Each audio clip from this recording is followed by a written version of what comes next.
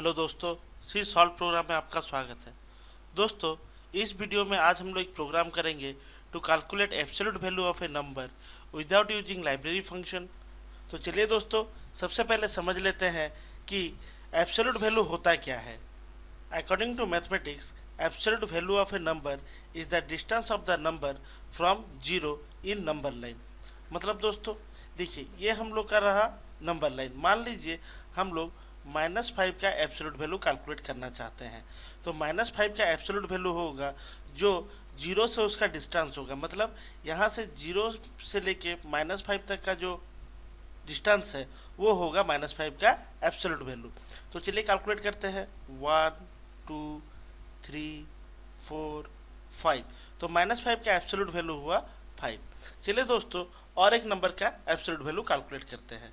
मान लीजिए हमें -3 का एब्सोल्यूट वैल्यू कैलकुलेट करना है। तो -3 का एब्सोल्यूट वैल्यू होगा 1 2 3। तो दोस्तों -3 का एब्सोल्यूट वैल्यू हुआ 3।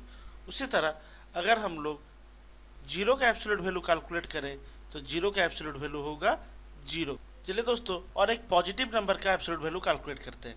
मान लीजिए हमें 5 का एब्सोल्यूट वैल्यू कैलकुलेट करना है। तो 5 का एब्सोल्यूट वैल्यू होगा 1 2 3 4 एंड 5।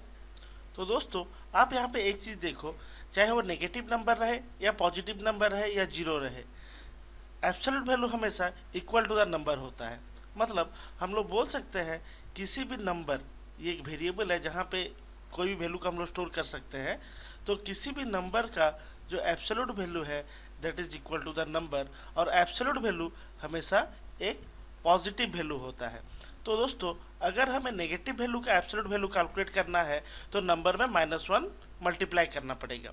तो हम लोग लिख सकते हैं कि जब नंबर जीरो से छोटा हो उस वक्त अगर हमें एब्सोल्यूट वैल्यू कैलकुलेट करना है तो absolute value equals to number multiply -1 होगा। और कोई भी नंबर जो जीरो हो या जीरो से बड़ा हो, अगर उस नंबर का अगर एब्सोल्यूट वैल्यू हमें कैलकुलेट करना है तो एब्सोल्यूट वैल्यू जो है वो खुद नंबर होगा। तो चलिए इस चीज को अभी हम लोग लॉजिकली लिखते हैं। तो दोस्तों अगर यूजर द्वारा दिया गया नंबर या वैल्यू अगर नंबर नाम का वेरिएबल में स्टोर है और उसको हम लोग चेक करते हैं whether number is greater than equal to zero और नॉट, अगर ये कंडीशन ट्रू होता है इसका मतलब है यूजर जो वैल्यू दिया है वो एक पॉजिटिव वैल्यू है। तो इस कंडीशन में एब्सोल्यूट वैल्यू होगा आपका इक्वल टू नंबर। और अगर ये कंडीशन अगर फॉल्स होता है तो इस केस में जो यूजर जो वैल्यू दिया है वो एक नेगेटिव नंबर है, और उस वक्त आपका एब्सोल्यूट वैल्यू होगा absolute value equals to number multiply -1। तो इस चीज को अगर हम लोग चाहें तो सी में इफ एल्स के मदद से एग्जीक्यूट कर सकते हैं। क्योंकि इफ एल्स क्या करता है, एक कंडीशनल एक्सप्रेशन को चेक करता है, जैसे यहाँ पे number is greater than equal to zero है, और अगर कंडीशन ट्रू होता है तो एक separate block of statement execute करता है, जैसे कि यहाँ पे एब्सोल्यूट इक्वल टू नंबर हम लोग को कैलकुलेट करना है। और अगर कंडीशन फॉल्स होता है तो और एक सेपरेट ब्लॉक को एग्जीक्यूट करना है जो यहाँ पे absolute equals to number multiply -1 है। तो इस चीज को अगर हम लोग इफ एल्स के मदद से लिखे तो हमें कुछ इस तरह लिखना पड़ेगा, if number is greater than equals to zero absolute equals to number else, else मतलब आपका false part, absolute value equals to number multiply -1। तो दोस्तों ये हम लोग का लॉजिक रहा कि सी में हम लोग किस तरह किसी भी नंबर का एब्सोल्यूट वैल्यू कैलकुलेट कर सकते हैं। तो चलिए अभी हम लोग अपना कोड को कंप्लीट करते हैं। सी में हमेशा जो एग्जीक्यूटेबल स्टेटमेंट्स हैं वो मेन के अंदर लिखे जाते हैं। तो हम लोग यहाँ मेन से स्टार्ट करेंगे। हम लोग का सबसे पहला काम ये रहेगा कि हम लोग वेरिएबल डिफाइन करें, जितने भी वेरिएबल हम लोग के लिए प्रोग्राम के लिए चाहिए। तो यहाँ पे हमें दो वेरिएबल चाहिए, एक नंबर और एक एब्सोल्यूट। सो INT नंबर कॉमा एब्सोल्यूट। उसके बाद हम लोग यूजर से इनपुट लेंगे। तो यहाँ पे हम लोग मैसेज लिखेंगे printf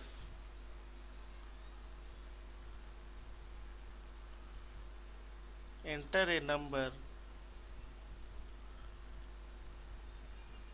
to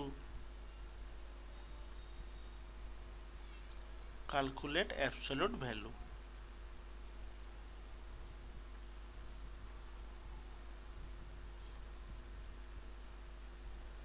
इसके बाद हम लोग स्कैनफ लिखेंगे ताकि यूजर जो इनपुट दे उसको हम लोग एक वेरिएबल में स्टोर कर पाएँ। और यहाँ पे हम लोग जो वेरिएबल लिए हैं वो है NO नंबर। तो स्कैनफ %d एम्परसेंड नंबर। एक बार वैल्यू आ जाने के बाद उसका हम लोग एब्सोल्यूट वैल्यू कैलकुलेट करना है, और एब्सोल्यूट वैल्यू के लिए हम लोग यहाँ पे लॉजिक डेवलप कर चुके हैं। तो हम लोग यहाँ पे लिखेंगे if number is greater than equal to 0 absolute value equals to number, else absolute value equals to number multiply -1। तो अभी हम लोग एब्सोल्यूट वैल्यू कैलकुलेट हो गया। एब्सोल्यूट वैल्यू कैलकुलेट करने के बाद हमें उसे डिस्प्ले करना है आउटपुट के तौर पे। तो हम लोग अगेन एक प्रिंटफ लिखेंगे। So printf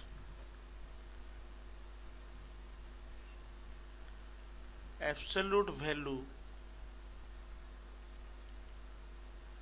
of %d is %d।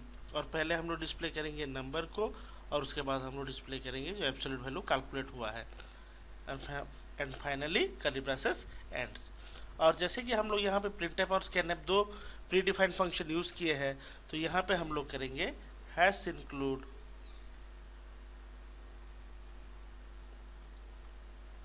stdio.h। तो दोस्तों ये रहा हम लोग का कंप्लीट कोड। तो चलिए अभी कोड एडिटर में इसको एग्जीक्यूट करके देखते हैं।